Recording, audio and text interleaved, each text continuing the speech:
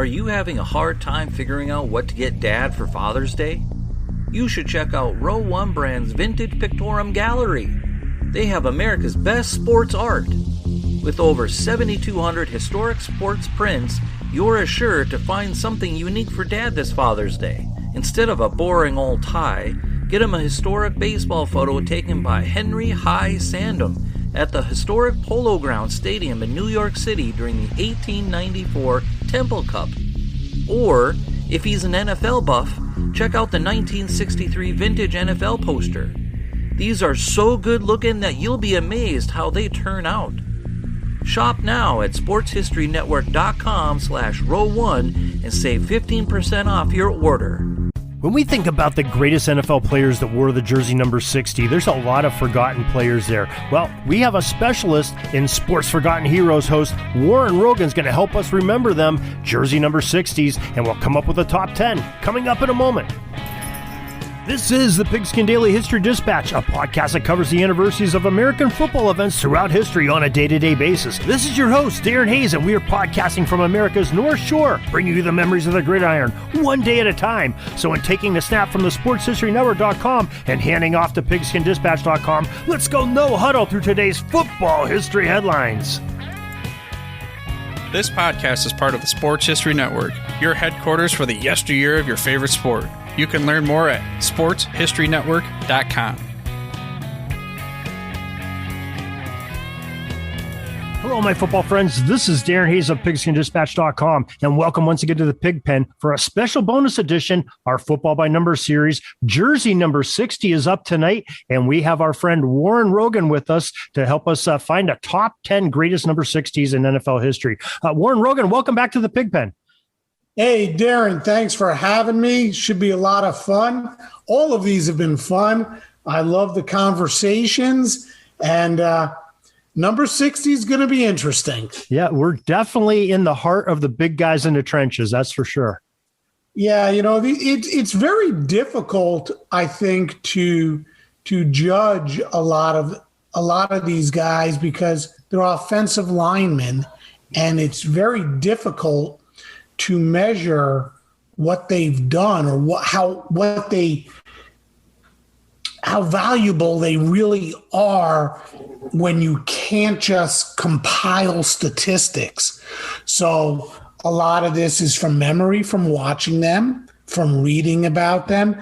And then, you know, we do have the one sneaky one who is at the top that, you know, he is the greatest number 60 as far as I'm concerned. I think we're probably agreeing on the same person too. And he is a sneaky one. You wouldn't expect him to be in there, but he is. No. So, well, let's reveal our Hall of Famers. It's a good place to start. And the Pro Football Hall of Fame in Canton tells us there are 4 Hall of Famers that wear jersey number 60, and they are Otto Graham, Bill Willis, Dick Stanfill, and Chuck Bednarik. All Bednarik, Chuck Bednarik, and I actually worked with him once. Did you really? On an infomercial. Okay, so I'm messing his name up. How do you say that again? Chuck Bednarik. Bednarik. Okay, I was making one of the consonants silent. Okay, we'll have to get that correct. Well, is that a good place you want to start, or did you want to kick your top 10 off and we'll compare top 10s and go from there? Okay, we could let's go 10. I'll do a countdown for you from number 10. I like doing it that way. Okay. Because I know that when you get started 10, that's where most of the disagreement will be. My number 10, and we could, you know, you want to stop it right there. You want to continue, go, let me do my 10. You do your 10, however you want to do it. You just stop me. My number 10, Max Unger. Okay. My number 9, gotta be a giant in there, Sean O'Hara. And he's a really interesting story. Number 8, Dennis Hara. Number 7, Roy Winston. Number 6, a Hall of Famer, Dick Stanfill. Number 5, Al Bubba Baker. Number 4, Larry Grantham. Number 3, Bill Willis. Number 2, Chuck Bednarik, and you could probably make a pretty good argument to get him to number 1, but I think it'd be really difficult to say Otto Graham is not the greatest number 60 of all time. I agree with you. I'll tell you what, we're real close. I have 2 that are different from you, and they're almost in the exact same order. That's really scary. Okay. But I had Sean O'Hara at 10. I put Chris Samuels in at number 9. Max Unger, I left off. I told you I had 12 before we started here. Max Unger, I left off there, and I was heartbroken about it here. I had Tommy Nobis as 7th, Dennis Hara, Bubba Baker, Larry Grantham, Dick Stanfield, Bill Willis, Chuck Bednarik, and Otto Graham. So very close, just 1 or 2 off. Yeah, really close. I mean, it's very difficult, I think, when you look at the careers of obviously Graham, obviously Bednarik, and Bill Willis, to say that they aren't the 3 top number 60s of all time. And I'm sure a lot of football fans out there have probably never heard of Bill Willis. And largely because most of his time was in the AAFC. And it's a really interesting, I don't know if you call it a conundrum, discussion, issue, but I find it really interesting that, you go to baseball and now players who compiled statistics in the Negro Leagues, their careers, those numbers are considered major league numbers. The Federal League, those numbers are considered major league numbers, and they count towards their major league careers.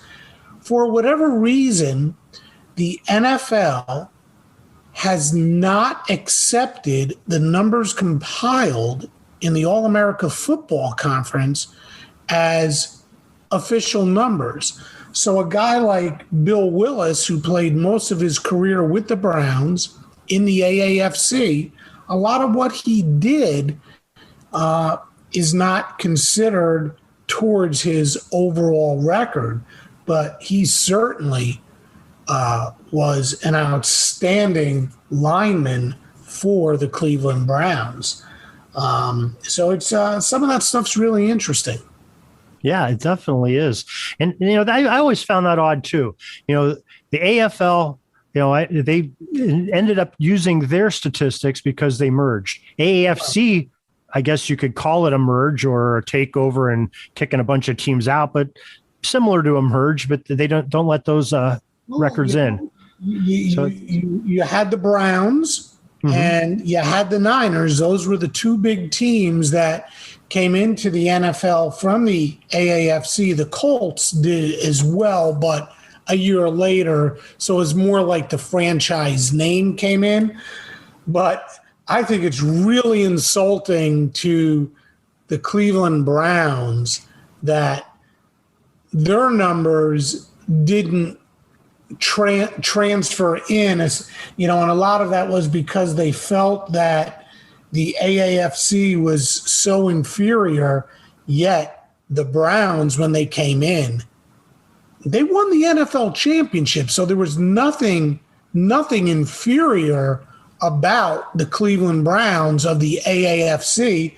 And really the only team that could contend with the Browns during those AAFC years were the Niners, and their numbers were not absorbed either. And I just find that it shouldn't be that way. Those numbers should transfer in, but they don't. And that's our conversation. I'm wondering if maybe there's in the near future, there'll be a change, because I was at the Pro Football Hall of Fame 2 weeks ago, and something that I go probably every couple of years. There's a lot of changes there since I was there. They've done a lot of adding on and remodeling. But right when you walk in, there is a display of the USFL players, and they're giving some recognition to them. There's some other displays of recognizing some other leagues where they're talking about players that played in that league, which I don't remember if I ever saw that before at the Pro Football Hall of Fame. Usually it was AFL and NFL only, and I found that to be kind of interesting. Yeah, I don't think they'll ever absorb the USFL numbers. If they do, and they don't absorb the AAFC, I mean, that would be the ultimate slap in the face. Yeah, I agree. But I think their big conundrum is, what do you do then with the CFL and some of the other leagues that, the XFLs and. Yeah, those are the CFL is an entity unto itself. Very little crossover. I think they used to have some exhibition games. The XFL, those are, I hate to say minor league players, but those are minor league players. CFL players, there are definitely some great CFL players that have gone back and forth. Warren Moon, Doug Flutie, Jack Kemp. There have been some great players who go back and forth, but you had a full team. You had two full teams go from the AAFC to the NFL, and you go, you look at the NHL, where you had the four teams from the World Hockey Association, Edmonton, Winnipeg, Hartford, and Quebec. Their numbers were absorbed, and the ABA, when they went over, you had the Nets, the Pacers, the Nuggets, and the Spurs. Their numbers all went over. So you would think that somehow, some way, the NFL will ultimately right a wrong. And if they do, our number one on the number 60 list, Otto Graham, his numbers will be even greater. Yeah, that's for sure. Now, it's interesting. I mean, I guess maybe that's where we started discussions with Otto Graham. But it's interesting. His number was 60 in the AAFC. And because of the AAFC coming in, they didn't really have any number restrictions. The NFL adopted a rule, I believe in the early 50s, 51 or 52, where they were where they were up to like 2 years ago in the NFL, where quarterbacks could only wear a certain number and receivers. Now that's since expired with this new rule this year, where sort of all bets are off except for interior linemen. But that's where that came from. And that's why Otto Graham had to change his number from 60 to 14. 14. Okay. Yeah. The interesting thing is he wore 60 for 10 years. So his first couple of years in the NFL, he actually did wear number 60.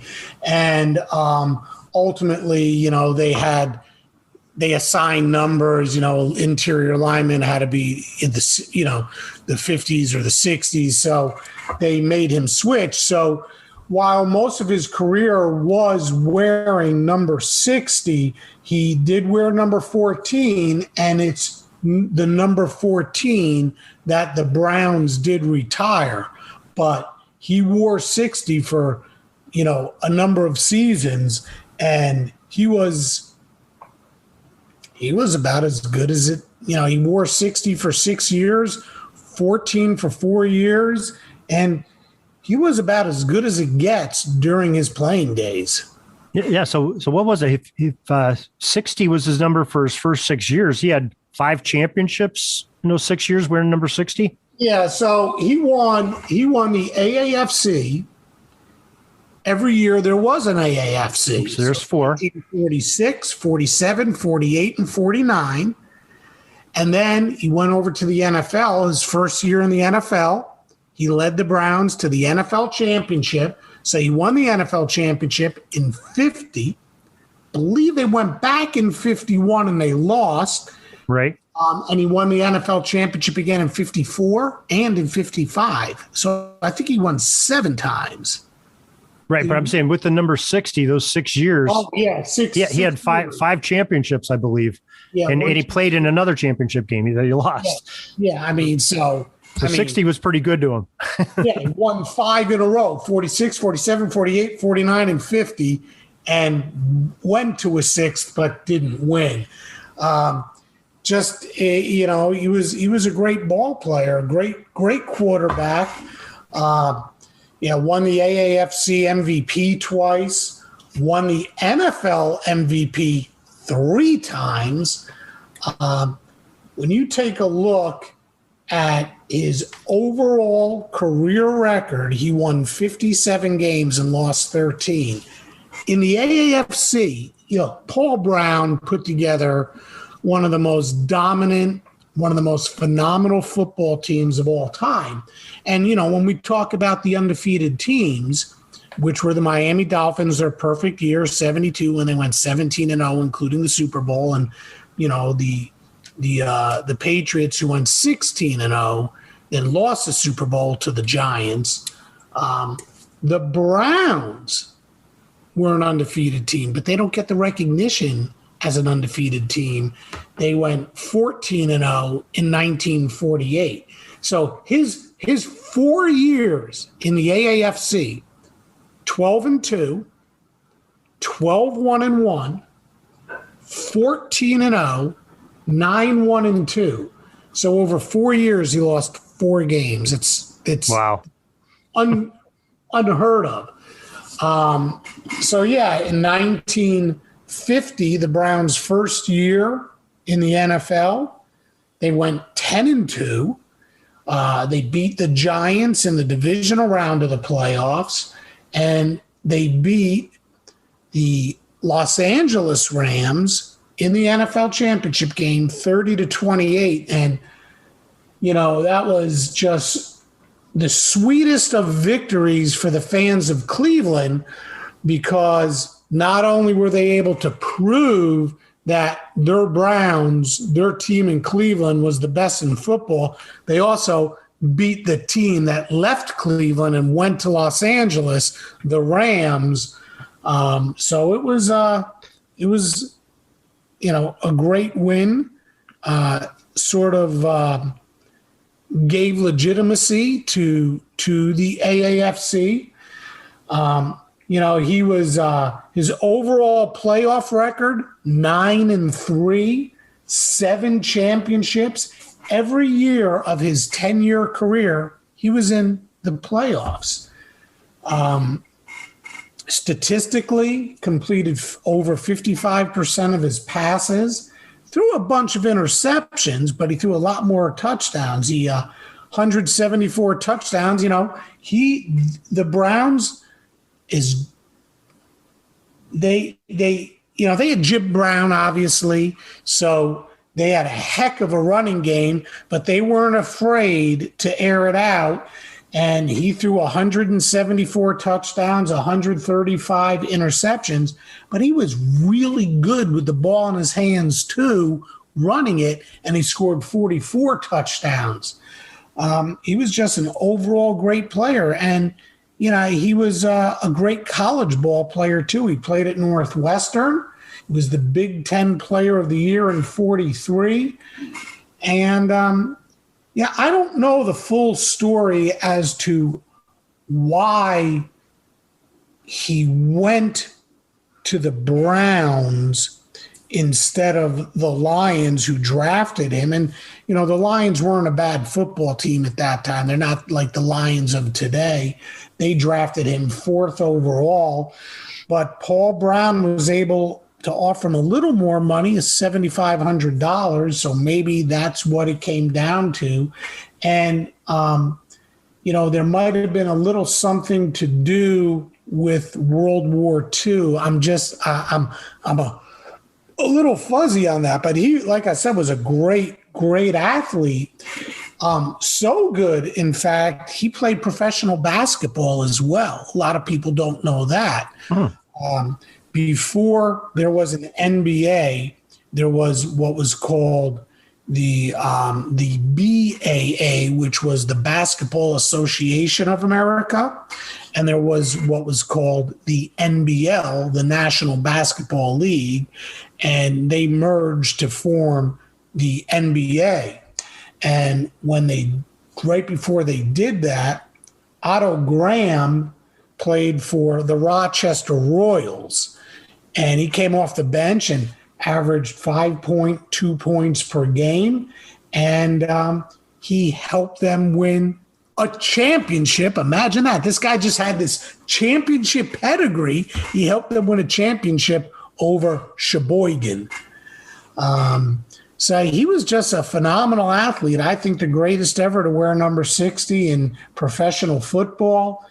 He was inducted into the Hall of Fame in 1965.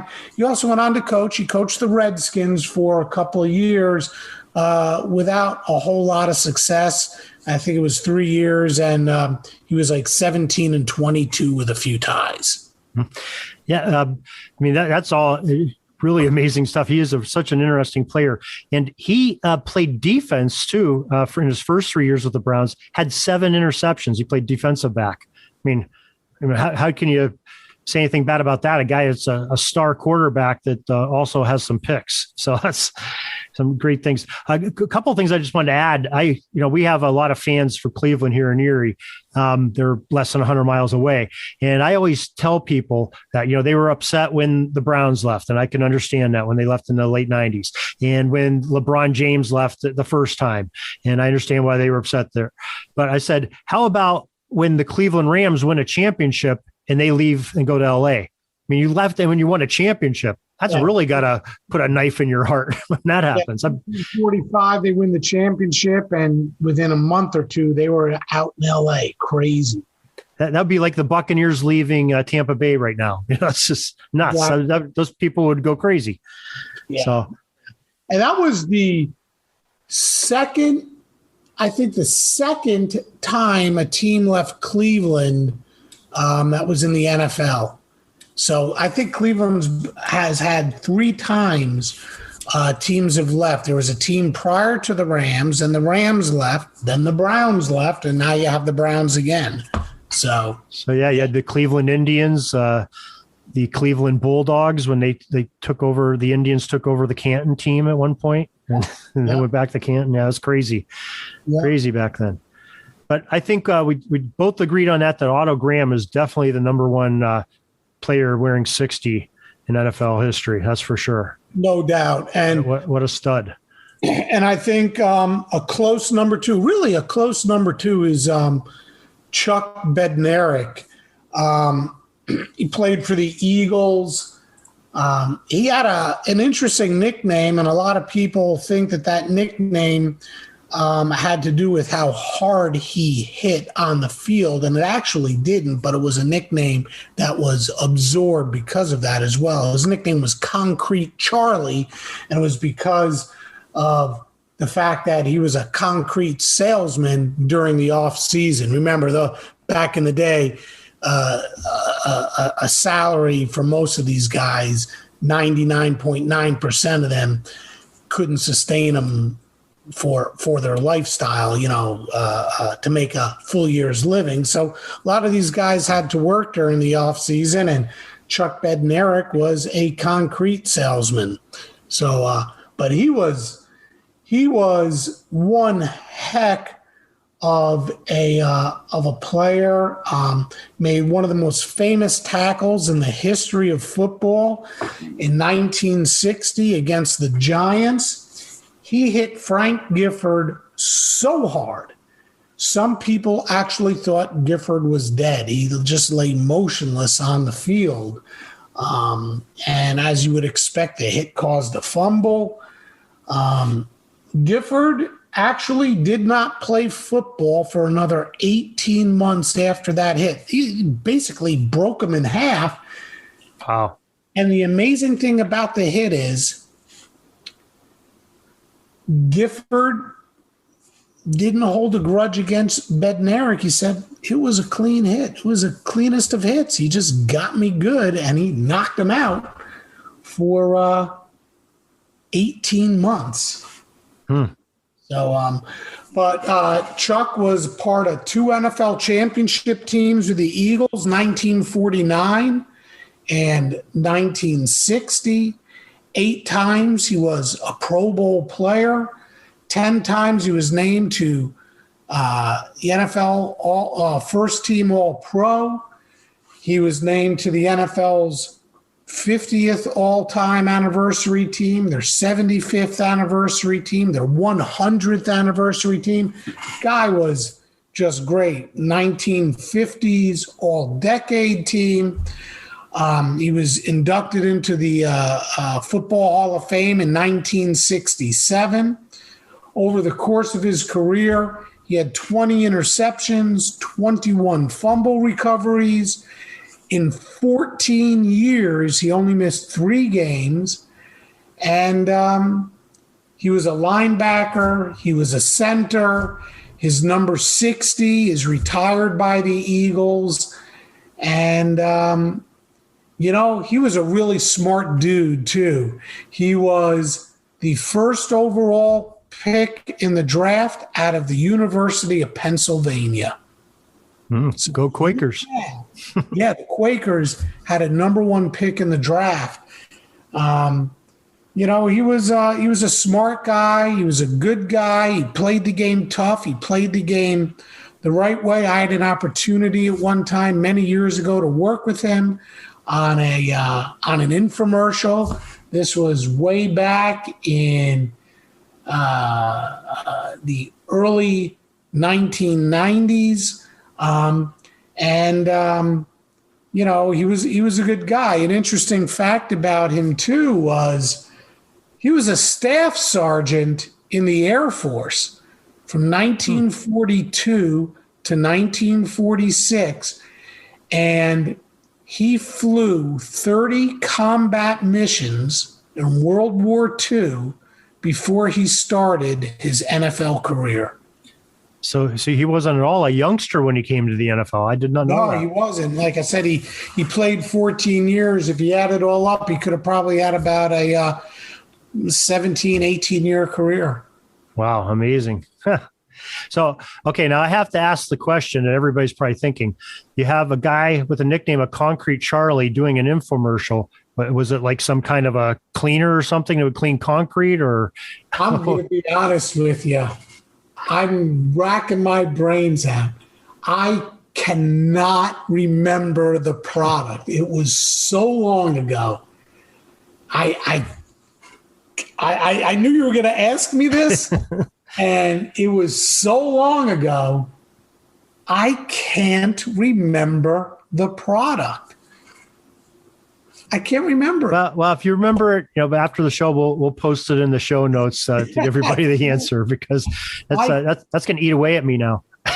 Yeah, I'll have to look it up. I'll do a little search. But I can't. I was saying, if I bring this up, he's going to ask me, and I can't remember what it was, but I can remember doing the infomercial. That's getting scary. That means you've been on talking with me quite a bit, so you know how my brain thinks, and it's poisoned. It's going to go tilted somewhere. Yeah. Okay, well, we definitely agree on Bednarik being the second player on our roster. I think we both agreed on the third one with Bill Willis. Yeah, he was a defensive lineman also for those great Browns teams. He wore number 30 his first 6 years and number 60 his last 2. So he did play some offensive line for the Browns as well. So basically, Otto Graham needed to give up his number 60 for Bill Willis. He played on those AAFC championship teams of 46, 47, 48, and 49. And he played for the Browns when they won their championship in 1950 in the NFL. He was 3 times named to the he was first team All-Pro 3 times in the AAFC. 3 times he played Pro Bowl in the NFL. 4 times he was first team All-Pro in the NFL. All decades team of the 1940s. He is in the Browns Ring of Honor. we know why he played in the AAFC as opposed to Otto Graham. Like I said, Otto Graham, a little fuzzy. There was a money thing. Paul Brown offered him $7,500. I don't know what the Lions offered him. I'm sure back in the day in the mid 40s, $7,500 was a real chunk of money. And, the World War II was going on at the time as well. So I'm not sure how that played in Otto Graham's decision to go to the Browns. But really, Bill Willis, who was just, he was a great college football player for Ohio State. He was not drafted because of the color of his skin. The AAFC didn't care. They wanted to establish a great football league, and they did because they opened their doors to all races, all creeds, whatever it was. If you could play the game, you were welcome to play in the AAFC. So that's why he ended up in the AAFC playing for the Browns. And again, I think we've discussed this before. Paul Brown was just smarter than everybody else at the time, and he put together a heck of a team. So when Willis played at Ohio State, he actually wore two different numbers. He wore number 0 and he wore number 99, both ends of the spectrum, and both numbers are retired. Ohio State retired both numbers, his number 0 and his number 99, and voted into the Hall of Fame in 1977 and is considered to be one of the most dominant defensive players, particularly of his time. So the Ohio State players last year, when college went back to allowing number 0, they were kind of disappointed they couldn't grab it, then I'll bet. Yeah, there you go, yeah. But, something interesting, and it's something we talked about earlier in the segment. Now, Willis was the Hall of Fame all 1940s team. He didn't play in the NFL in the 1940s. He played in the AAFC. He's considered the NFL all-decade team of the 1940s. So you saw that as well. Yeah, and he didn't play in the NFL then. And he didn't play in the NFL. His stats from the AAFC don't count, but he was recognized by being named to their all-decades team. So, it's a little fuzzy there. And I don't know how they came up with that, why it's good in one area and not in the other. The only thing I can think of is if they count 1950 as being the 40s.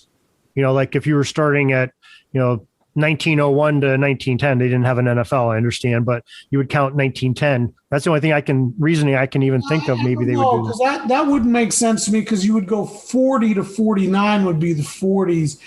And does 1 year qualify you for an all decades team?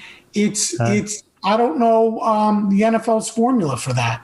I think I'm just going to go. He was that good, even though he didn't play in the league. He was one of the best players. Exactly. So, and that's probably anybody could stand on that ground. That's for sure. Yeah, what a great player he was too. And Paul Brown, a genius. Just putting together. There's two players with number 60 that played on the same team that are making this list in the top 3. Yeah, tells you how good he was. Exactly. Okay. Go ahead.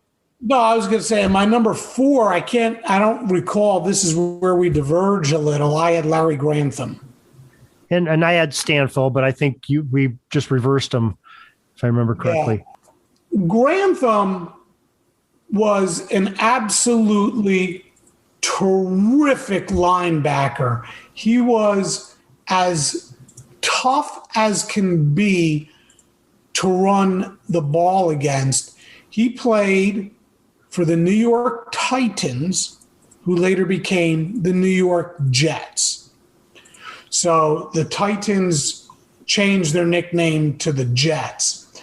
And one of the real, he was, like I said, as tough as nails, was an AFL All-Star 5 times, ended up in the NFL with the Jets, helped them to the Super Bowl III victory over the Baltimore Colts, the famous victory. And ironically, it was the Colts who drafted him to play in the NFL, but he decided to go to the AFL, to the Jets. 5 times. He was first team All-AFL. He is in the Jets Ring of Honor. Played his college ball at Ole Miss. And he is one of only 20 players to have played all 10 years of the AFL's existence. So probably Mr. Blanda's got to be one of the other ones. Yeah, I think he might be. I believe Billy Cannon might have been. Mm-hmm. Well, there are several of them, 20, but Larry Grantham, definitely one of them. Interesting. Very interesting.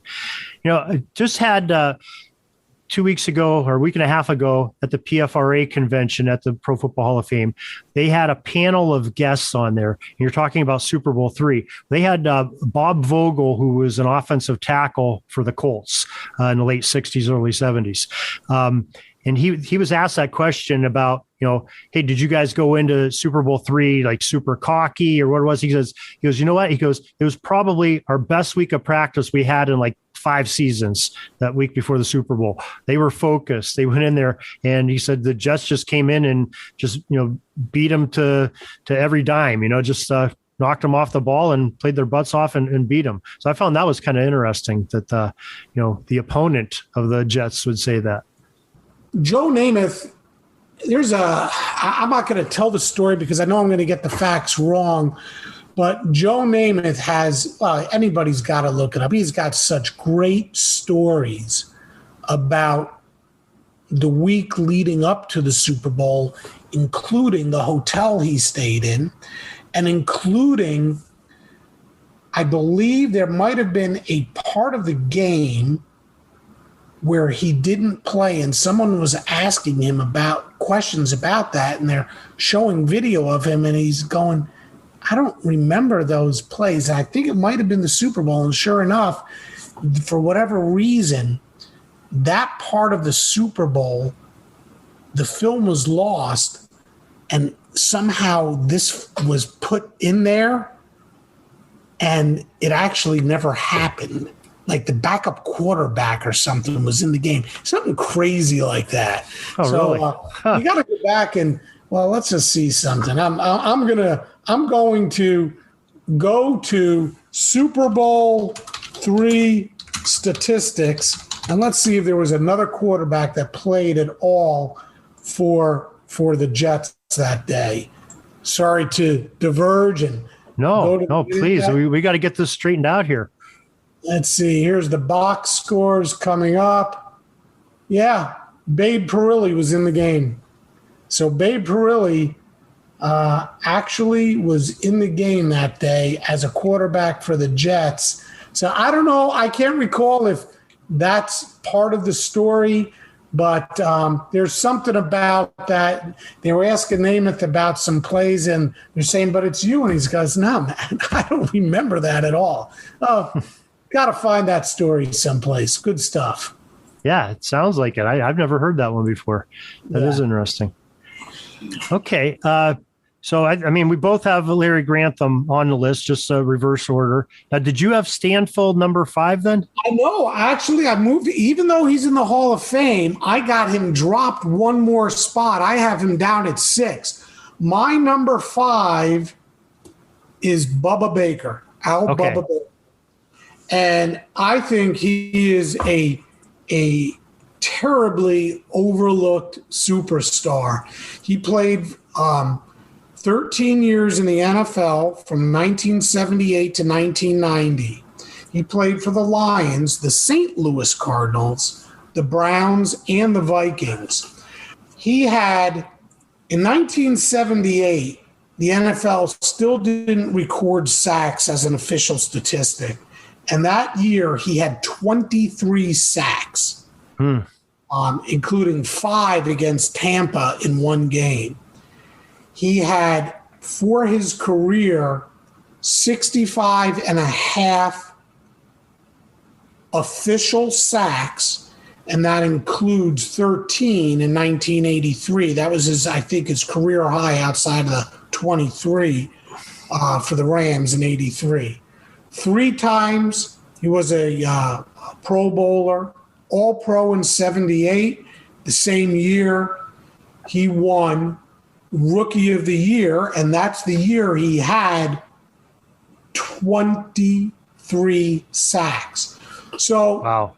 In his first 4 years, where they didn't count everything official, it wasn't an official statistic, in his first 4 years, he had 67 sacks. I mean, he was a force, an absolute force. And when I was looking back at everything, it got me to wondering, is he an overlooked guy for the Hall of Fame? Yeah, I think he is. I mean, what you're telling me, if he had 63 and some odd sacks in his first 4 years, it didn't count, and 65 and a half, he had 130 some sacks in his career. That's up there with the big guys. Yeah, I mean, I'm going to look up his overall stats right now, and it's pretty impressive. Let's see. Let's go to Bubba Baker. And you take a look, they didn't start counting sacks until 1982. And from 1982 to 1990, he had 65 and a half sacks, but they say unofficially between 78, 79, 80, and 81, he had 67 sacks. So that's what, 132 sacks over the course of his 13-year career. 4 interceptions, 8 fumble recoveries. He played in 7 playoff games over the course of his career. Never won a Super Bowl, didn't play for the greatest of teams, but, he registered 2 sacks. He when he played for the Browns in 1987, he had a sack in each of their games. I think he actually could be an overlooked player, and I wonder if he is actually in the PFRA's very good Hall of Very Good. I think he is, if I'm not mistaken. I think he is.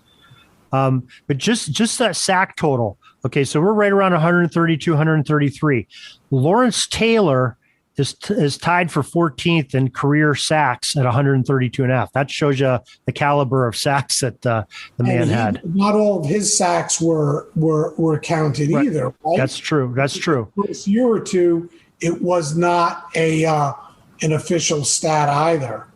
And just for the record, Bruce Smith leads the way with 200 sacks. Reggie White 198. So those are some big numbers. No doubt. So I had Bubba. A pretty cool story about him. He appeared on Shark Tank in 2013 with his daughter. They came up with a product, and it apparently did very well. I don't know if it's still out there. It's called Bubba's Boneless Ribs. I remember that product that allows you to remove the bones from a fully intact slab of ribs so you can eat the ribs with a fork and a knife. Yeah, I remember that episode being on there because I was going to try to find that product. I think that would you'd be an instant millionaire with something like that, because that's one of the most painful parts is trying to get the meat off those bones. Yeah, I'm looking at the Hall of Very Good, and I don't see him in there. Really interesting. Well, we may have to nominate him this year. Yeah, maybe you and I should do it together. Yeah, we should. He definitely deserves to be recognized somehow, because that's he was a great player. Yeah, no doubt. Probably should be in Canton. Where did you have him on your list? I end up having him at 6. Okay, my number 6 is Dick Stanfield. So our top 6 are the same, with just 4, 5, and 6 a little skewed, but you could. Yeah. I have no problem with the order you put them in. It's a horse apiece there, because they're all so good. So Stanfield was a guard for the Lions in Washington. He wore 63 with the Lions and number 60 with the Redskins. Oh, am I allowed to say that? The Washington football team, excuse me. 5 times he was in the Pro Bowl. 5 times he was first team All-Pro. We said this earlier. The Lions were actually a really good football team when Stanfield played. In fact, he helped them win 2 NFL championships in 1952 and 1953. Back-to-back NFL championships for the Detroit Lions. Boom. Oh, my gosh. Figure that out. Yes, once upon a time, the Lions were really good. Okay, be careful, because if our friend Arnie Chapman's listening to this, his head might just explode here. You don't want to get him too excited here. Yeah. We'll see how they do this year with a certain quarterback under center. But anyway, they were really good, and he was just a great offensive lineman. Helped them to 2 NFL championships. He was voted to the 1950s All-Decade team. He is in the Hall of Fame 2016.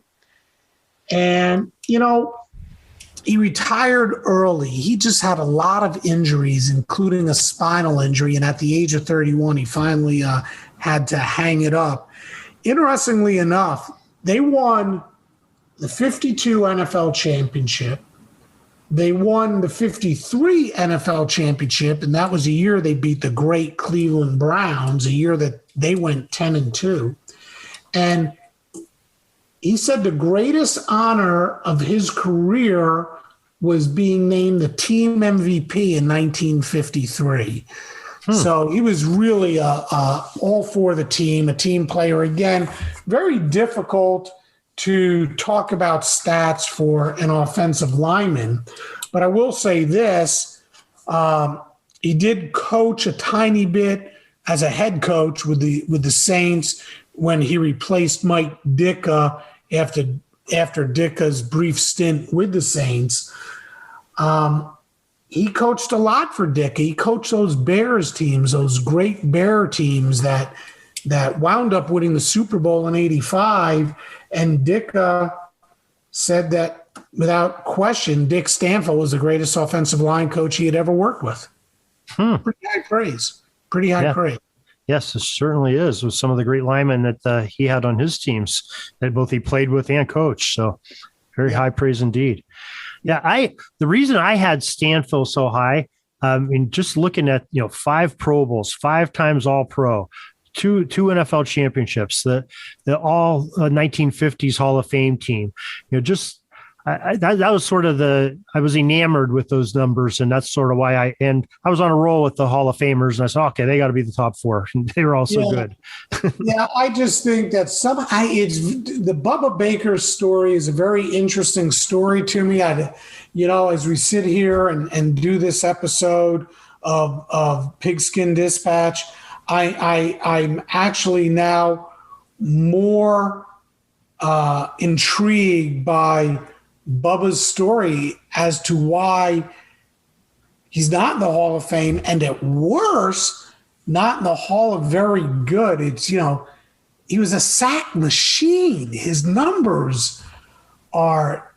It sounds like a future episode of Sports Forgotten Heroes brewing here. It could be. I got to take a look at that. It's very interesting to me.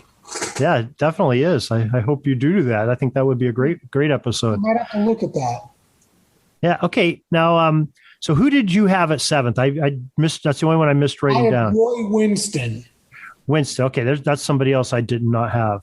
Yeah. Winston played for 15 years, played linebacker for the Vikings, all 15 of those years, 12 interceptions, 14 fumbles. He played from 62 through 76. So he helped the Vikings win their only championship they've ever won. And people are like, the Vikings won a championship? Yes. They actually were the NFL champions in 1969.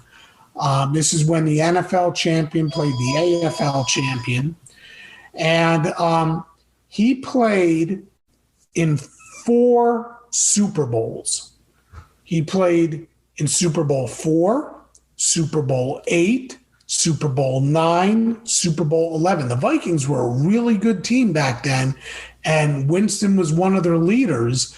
And again, he was as tough as can be, a heck of a tackler. And in fact, his tackle on Larry Zonka in 1972 is considered to be one of the most devastating tackles of all time. And like Gifford did with Bednarik, Zonka did with Winston, saying that the hit that Winston put on him was legal. And I don't know if the word admired is correct, but respected Winston so much and appreciated Winston so much that when Larry Zonka was inducted into the Hall of Fame, he invited Winston to the ceremony. Really? Huh. That is something. Yeah. So who'd you have at 7?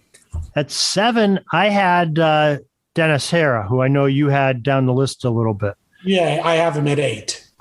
And I think the 2 different folks that we had is I had Chris Samuels and Tommy Nobis, and yours was Unger and Winston. Yeah, but all great players though. Yeah, so my number 8 is Dennis Hara. Played guard for the Rams for all those years, 13 years, 6 times in the Pro Bowl. First team All-Pro, 1986. Made the Rams 40th anniversary team. Helped the Rams win the NFC West 6 times. Now, again, we're getting down into the weeds here. I mean, there's definitely some really good players that people could say we left off or you and I differ on. You have Chris Samuel, Tommy Nobis, DeBrickashaw Ferguson was a heck of a ball player. Brad Benson was a really good guard for 10 years. Otis Sistrunk was a heck of a ball player. So Dan Alexander. So, this is where we get into the weeds.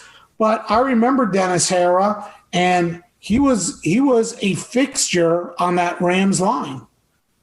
Yeah, I thought he was a great player. I mean, actually, I started he was up near the top, like right after the Hall of Famers at first, until I started getting into, some of the more studying on, the Bubba Bakers and the Granthams and that. So I moved him down the list a little bit. But, 2 players that you said that was heartbreaking not putting on the list was Unger and DeBrickashaw Ferguson.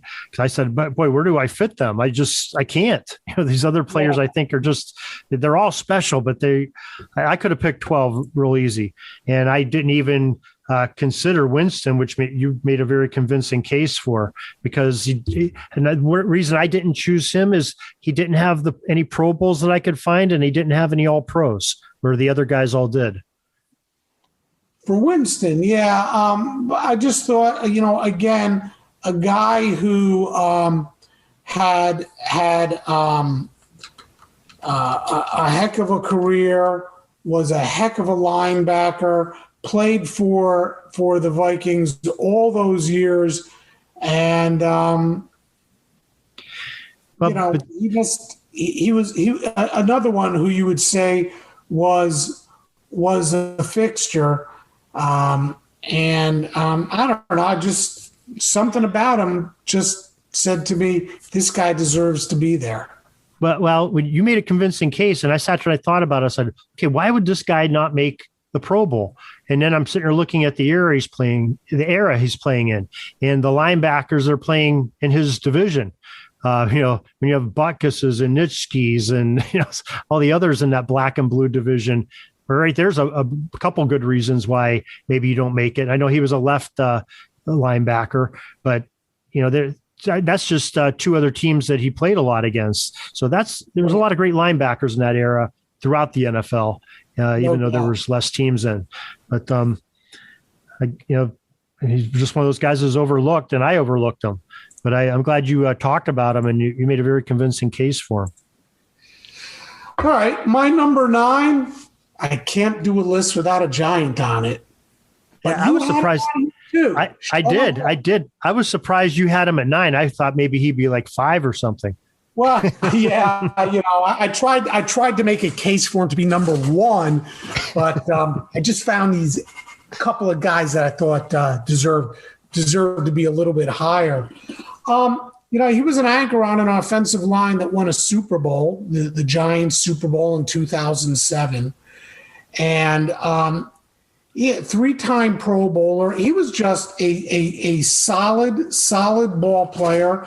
Again, we're talking about guys whose numbers are just so hard to judge, because offensive linemen, I don't know how the NFL can ever put in a statistic that can help you judge the effectiveness of an offensive lineman. I don't know if there is a way to do it, but I think one of the great stories about Sean O'Hara is how overlooked he is in so many different facets of his career,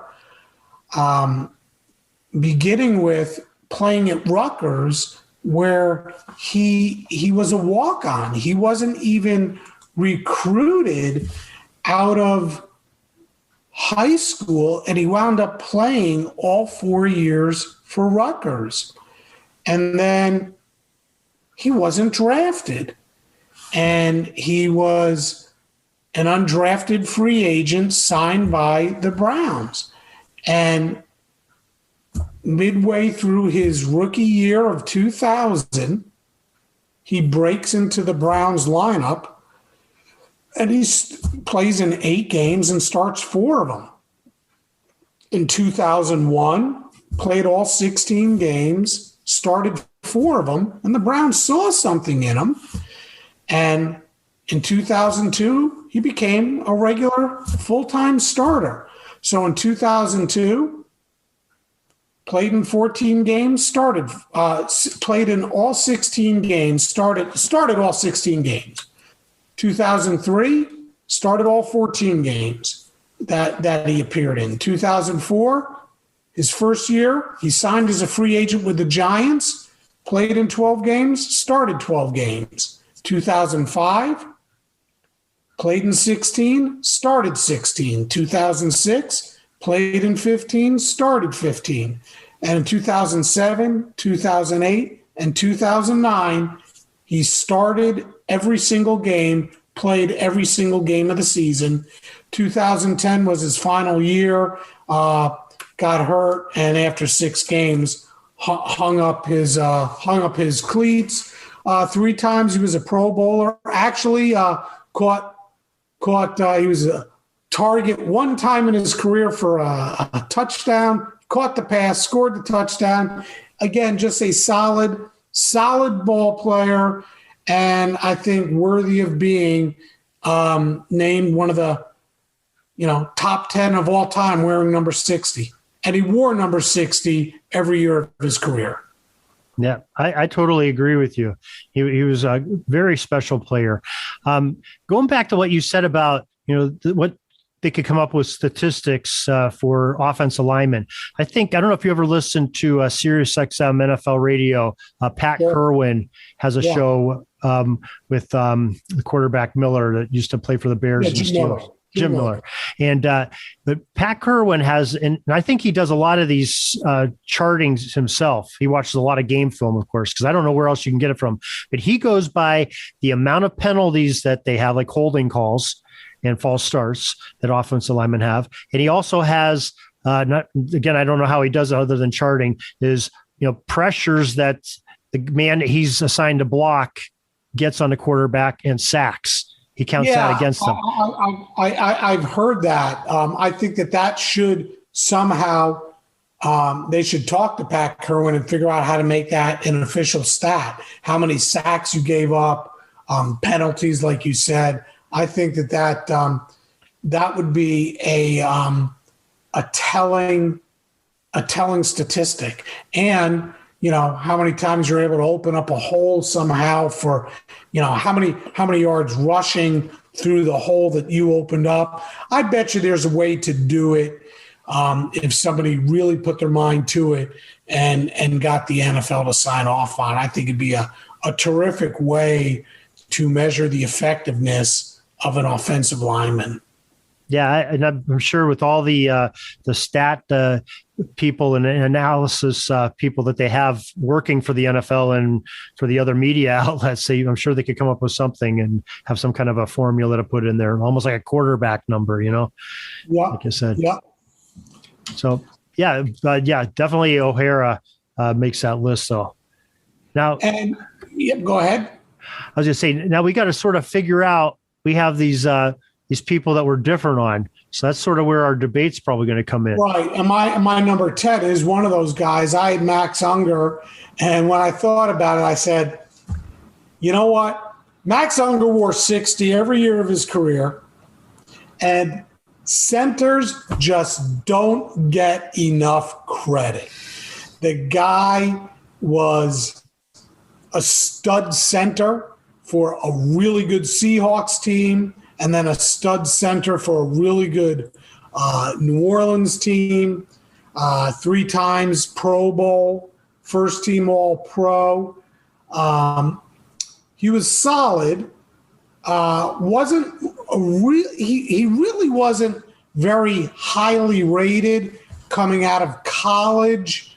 He played for Oregon, and he was drafted in the second round, 49th overall. The Seahawks saw something in him, took a chance, and sure enough, it paid off. But again, it's just not a very easy position to judge statistically.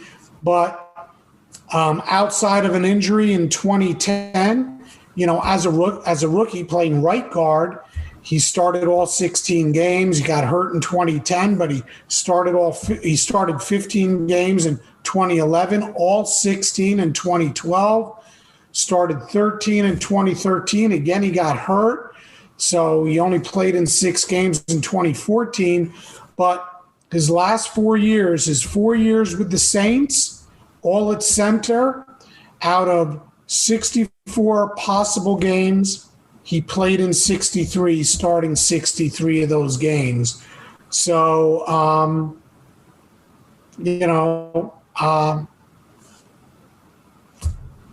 he was good. He was really, really good. And the quarterbacks for whom he was, at center for, they would say the same thing. Now I agree with you. Unger's a great player, but this is why I sort of didn't put him on there, and I put somebody like Chris Samuel on. That's one of the ones that I had different from you. And Chris Samuel ended up having 6 Pro Bowls to his name, and played on the Washington Redskins his entire career, 9 years with Washington, and he too started every game that he played in. 141 starts, 141 games. Had a few injury seasons, especially at the end of his career, but he had 6 seasons where he started all 16 games. And I agree with you. The centers don't get enough love on these lists. Very, very few of them. I think we have some numbers in the mid 60s. 63 is one that comes up. I know we have a few centers that are popping up on the list. But this is the blind side guy. This is the quarterback's best friend, the left tackle, and 6 Pro Bowls in 9 years. I thought that was pretty substantial on a team that was, the Washington Redskins of the early 2000s. They were good, but they had their up and down years. but this guy was solid throughout. And that's one reason I chose him to be on the list. Well, there's, one of the reasons I didn't is because they weren't that good a team. I'm a Giants fan, so I really didn't like him. Not as a great person, just he was the enemy. But, they weren't that good a team. And despite the fact that he was a left tackle, was a Pro Bowler, their offense wasn't that good. I mean, but that could also be a product of the quarterbacks they had at the time. Mark Brunell at the end of his career, Jason Campbell, who, was not an all-pro quarterback. So those were some of the reasons that I didn't pick Chris Samuels. And I thought that I think they even had Patrick Ramsey at quarterback. They just weren't, maybe that's not a fair assessment because of the team he played on, but Unger, I thought, played for better teams. That was a center, and Samuels was a left tackle. And I never looked at, again, very difficult to tell how many sacks he gave up, but played for Washington. Yeah. That's pretty tough. But I'm sure you probably have the same argument for Tommy Nobis because you didn't have him on your list, right? Correct? That was the other one we had different? Yeah, Tommy Nobis. Samuels and Nobis were my two that I had different for you. I mean, Nobis, as long as we're talking about, 5 Pro Bowls, one time as an All-Pro, all 1960s Hall of Fame team, but played for the Falcons in the late 60s, early 70s. So he was a heck of a ball player too. 12 interceptions. Ran 2 back for touchdowns, 13 fumble recoveries. There is a very strong argument for Tommy Nobis, played middle linebacker for the Falcons.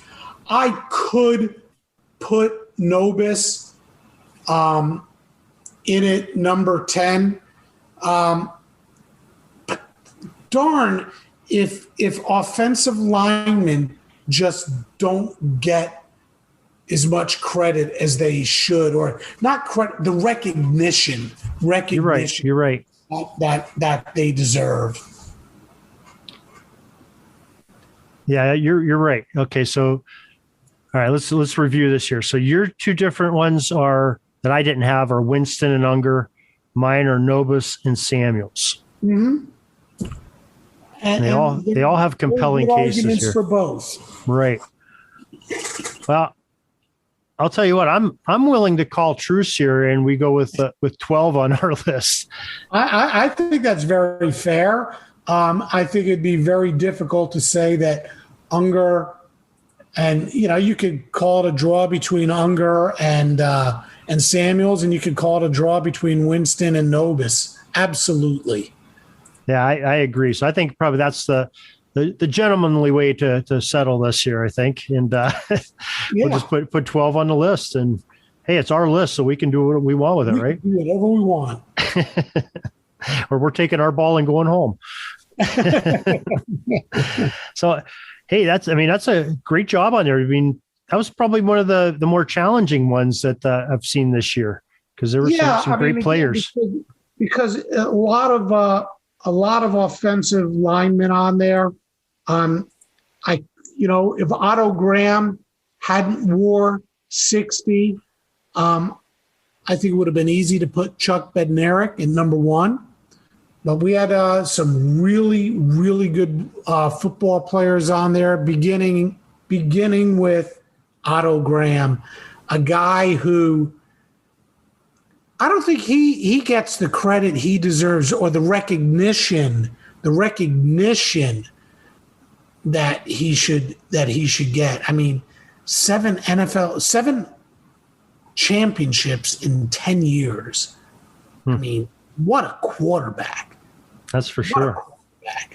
And, and just think about who we're leaving off this. And we mentioned him earlier, D'Brickashaw Ferguson, 3-time Pro Bowler D'Brickashaw Ferguson, 10 years in the league, never missed a game and started every game, 160 games in 10 years, and didn't make that list of the top 12. That's how many good players there are wearing number 60. One huge knock against him. He played for the Jets. He played for the Jets. That wasn't me saying that, so Jets fans. But no, I mean, the guy was a stud player. I mean, you know what? He played, 10 years? How many years did he play? 10 years. 10 years. Started every single game he played in. Every game on the schedule. Every game on the schedule. If there was a game, D'Brickashaw Ferguson played in that game. And 7 playoff games. Without a doubt, a great player. And you know what? If you wanted to, you can make the list 13 and put him on there. That's probably fair enough. We can't leave a guy like that off the more I think about it. He was without a doubt. When you're an Iron Man at offensive tackle, that's something special. Yeah. These guys, I feel it's like there's no, and it really stinks, there's no statistical data that's readily available to judge their careers. A lot of this is from memory and from what you read. And he was great at Virginia too.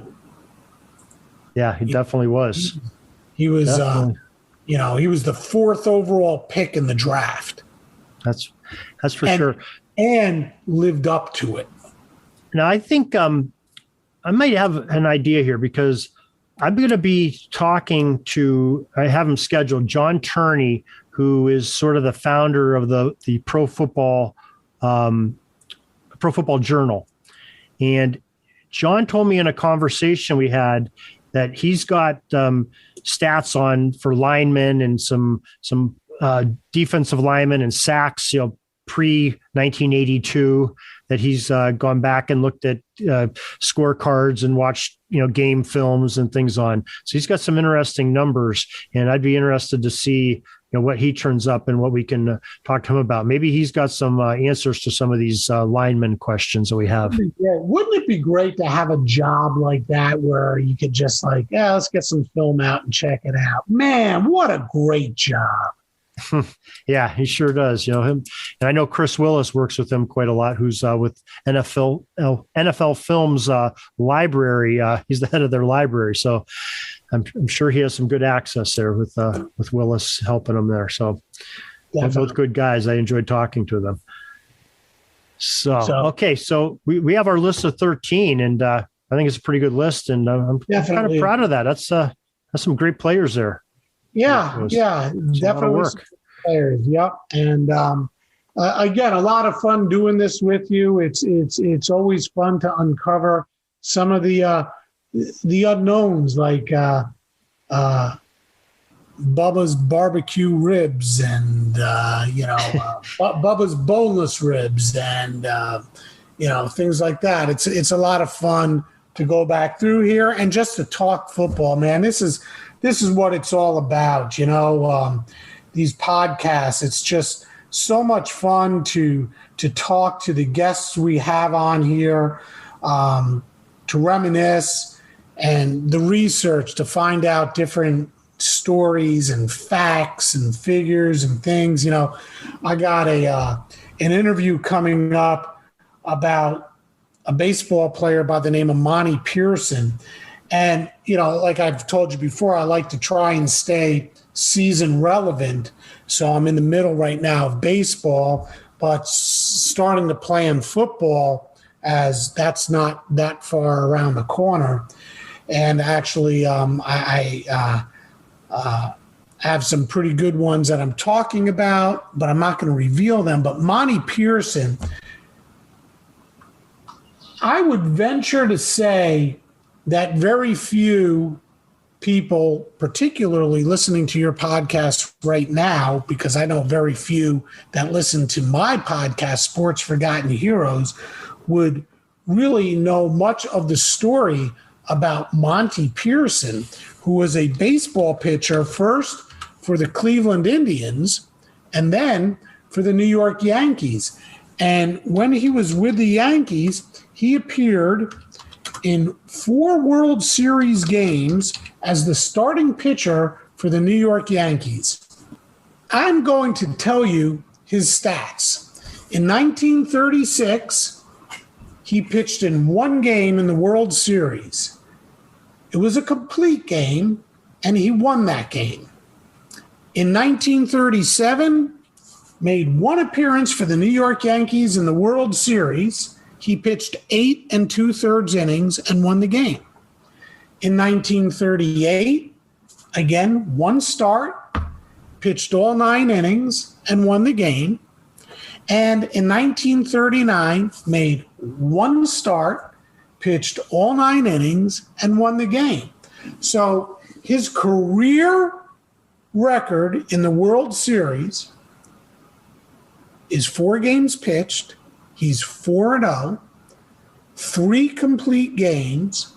His ERA is 1.01, and out of a possible 36 innings, he pitched 35 2/3 innings. And you remember guys like, Whitey Ford pitched for the Yankees, not at that time, but, you have Lefty Grove. I mean, you had great pitchers for the Yankees. Red Ruffing was their big stud. Marius Russo, Spud Chandler. They had great pitchers, but no one remembers Monty Pearson. So is that why he only had 1 game in his series? Is he like their number 3 or number 4 pitcher? No, because they would win the series in 4 or 5 games. Those were World Series games. His actual records in those 4 years, in 1936, he was 19-7. In 1937, he was 9-3. In 1938, he was 16-7.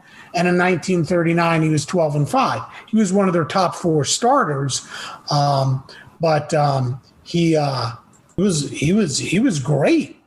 The reason I was asking that, because usually your ace, even unless you win it in 4, but usually the ace pitchers on the winning teams will at least have 2 starts. It goes the game 5 games or 6 games, they get a couple starts in there. Yeah, back then they still, and don't forget they also had Lefty Gomez, Lefty Gomez, and they were, they would win these series in 4 games. There wasn't there, they would sweep these series. These weren't.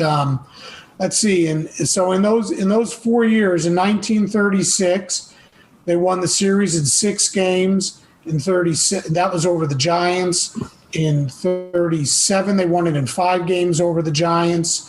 In 38, they won it they swept the Cubs. And in 39, they swept the Reds. So they didn't, he only had a chance to pitch 1 game in each series.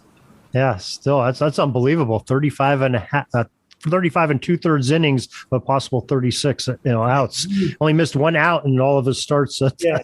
World Series. Wow, that's amazing. Well, that'll be a fun podcast. And I'll bet you he was miffed when he was taken out for that 1 out too. Yeah, probably. Pitchers never want to leave the mound. Yeah, he gave up a run. I'm gonna have to find out why he was lifted in that one particular game. I hope it wasn't like a 6-1 score or something to it. He was full. Sounds like a great podcast. I'll be looking forward to that. I'm sure the listeners will be too.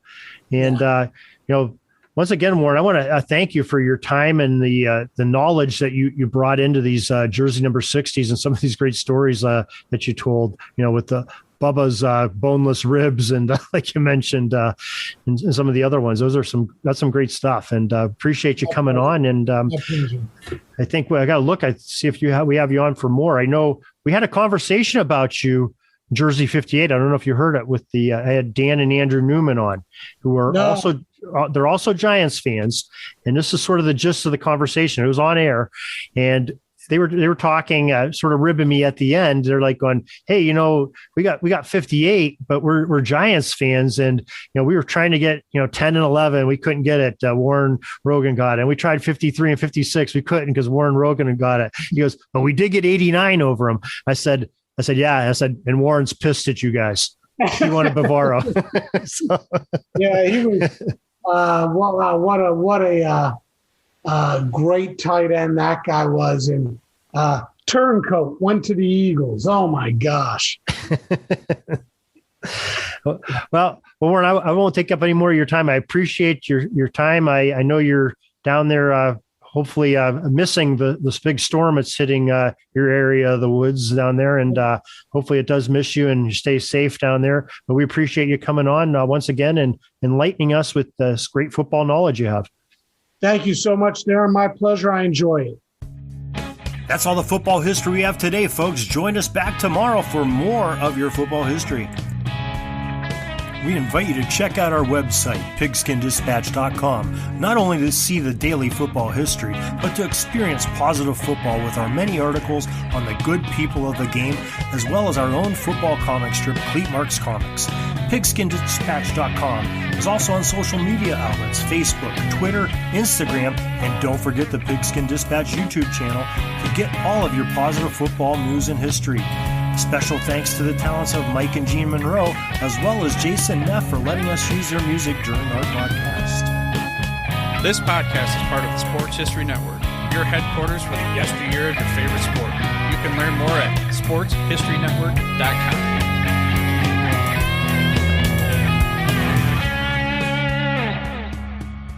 At the Sports History Network, we're all about sports yesteryear, and so we're so pleased to introduce you to Row One, an online memorabilia gallery and shop that brings your sports history to life anywhere. The Row One gallery includes over 5,200 gorgeously reproduced prints of team posters, game program covers, game tickets, advertisements, and more in baseball, pro and college football, pro and college basketball, and more. And any gallery item may be printed in a variety of sizes on wood, metal, canvas, acrylic, or poster paper. And in Row One shop, check out the thousands more of unique items with the retro and historical designs dating back to 1876, including t-shirts, long sleeve shirts, phone cases, mugs, blankets, pillows, towels, and even shower curtains. Go to sportshistorynetwork.com, ROW1, for access to the full Row One catalog and for gallery prints and gift items, plus get a 15% discount off all prints on the Row One Pictorum Gallery with coupon code SHN15. Follow the link on the show notes.